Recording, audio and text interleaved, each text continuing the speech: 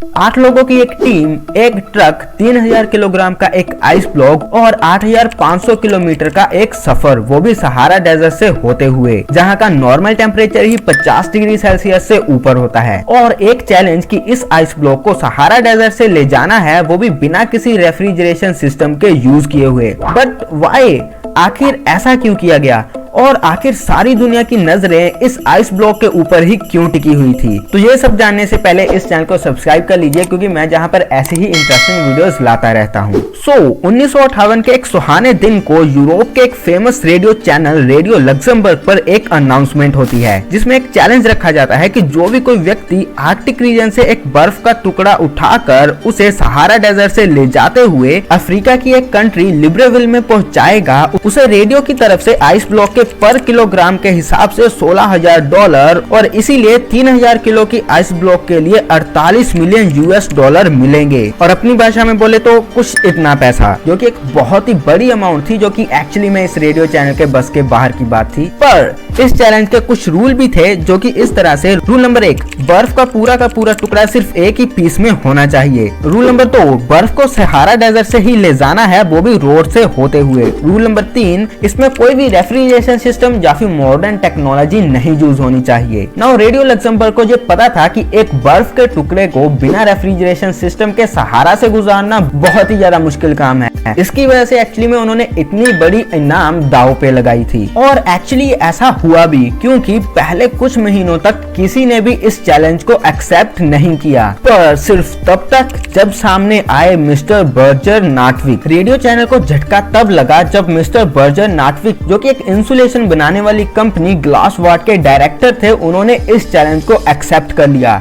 और उन्होंने कहा कि वो अपनी कंपनी का इंसुलेशन मटेरियल यूज करके ये चैलेंज आसानी से कंप्लीट कर सकते हैं। और जब ये खबर पब्लिक हुई तो रातों रात ये खबर पूरी दुनिया में फैल गई और पूरी दुनिया की नजरें अब सिर्फ मिस्टर बर्जर पर आकर टिक गईं कि क्या वो ऐसा कर सकते हैं। तो 1959 में मिस्टर बर्जर ने इस चैलेंज को कंप्लीट करने के लिए एक टीम बनाना शुरू कर दिया। और क्योंकि मिस्टर बर्जर अब बहुत ही ज्यादा पॉपुलर होने लगे थे और चर्चा में आने लगे थे, तो इससे रेडियो लक्समबर्ग बहुत ही ज्यादा डर गया और उसे अपनी इतनी बड़ी रकम खोने का डर सताने लगा, जिसकी वजह से एक्चुअली में वो अपने इस चैलेंज से पीछे हट गए, जो कि ऑब्वियसली मिस्टर बर्जर के लिए बहुत ही ज्यादा डिमोटिवेटेड था। लेकिन अब क्योंकि मिस्टर बर्जर इस चैलेंज को एक्सेप्ट करके बहुत ही पॉपुलर हो चुके थे और इससे उनकी कंपनी को फायदा हो रहा था, तो उन्होंने बिना ही नाम के भी इस चैलेंज को कंप्लीट करने का ठान लिया। और फिर नाटविक ने अपनी टीम को कंप्लीट किया, जिसमें 4 ड्राइवर, एक मैकेनिक, 2 कैमरामैन और एक इंजीनियर को शामिल किया। सबसे पहले उन्होंने ग्लेशियर से छोटे छोटे बर्फ के टुकड़ों को काटा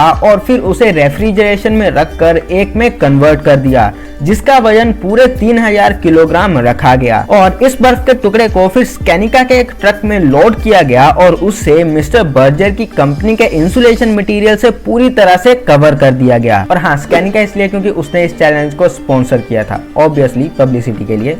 और हाँ, इसमें फ्यूल शेल ने स्पॉन्सर किया था। 27 फरवरी 1959, तो इस तारीख को मिस्टर बर्जर की टीम ने अपने उस जर्नी को स्टार्ट कर दिया जिस पर नजर थी पूरी दुनिया की। पहले कुछ दिनों तक तो टीम का सफर बहुत ही आसान था, क्योंकि यूरोप का क्लाइमेट, वहाँ की सड़कें और लोग इस टीम का पूरी तरह से साथ दे रहे थे।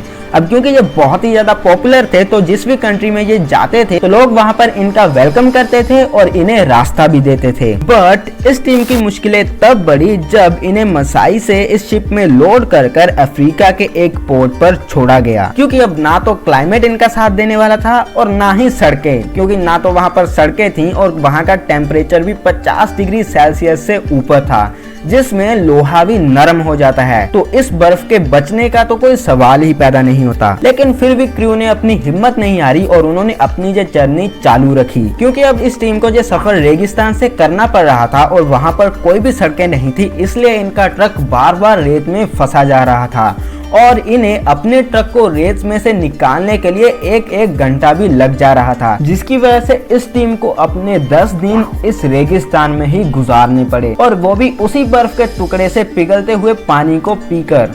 पर 10 दिन का सफर सहारा में करने के बाद फाइनली ये ट्रक लिब्रेविल पहुंच गया, जहां पर पहुंचने पर इस टीम का बहुत ही जोरों शोरों से स्वागत किया गया। लेकिन अभी भी लोगों का ध्यान टीम पर से ज्यादा बर्फ पे था, क्योंकि वो देखना चाहते थे कि क्या ये बर्फ सलामत बची है या नहीं। और दोस्तों, आप ये सुनकर हैरान रह जाओगे कि जब टीम ने बर्फ के टुकड़े को ट्रक से बाहर निकाला और इसका वजन किया तो इस बर्फ का वजन था 2714 किलोग्राम, जो कि बहुत ही ज्यादा इम्प्रेसिव था, क्योंकि इतनी ज्यादा गर्मी होने के बावजूद भी सिर्फ 336 किलो बर्फ ही पिघली थी और आधे से भी ज्यादा बर्फ बिल्कुल सही सलामत थी। बाद में इस बर्फ के टुकड़े को छोटे छोटे पीसेस में तोड़कर लिब्रेविल के लोगों में बांट दिया गया, क्योंकि उन्होंने पहले कभी भी अपनी जिंदगी में बर्फ नहीं देखी थी। तो अगर हम अब रिवॉर्ड की बात करें तो ऑब्वियसली कंपनी या फिर टीम को प्राइस मनी तो नहीं मिली, क्योंकि रेडियो इससे पीछे हट गया था। लेकिन फिर भी इस मिशन को सक्सेसफुल होने के बाद ग्लासवर्थ कंपनी को बहुत ही ज्यादा फायदा हुआ, क्योंकि इससे उनकी सेल्स एकदम से बहुत ही ज्यादा बढ़ गई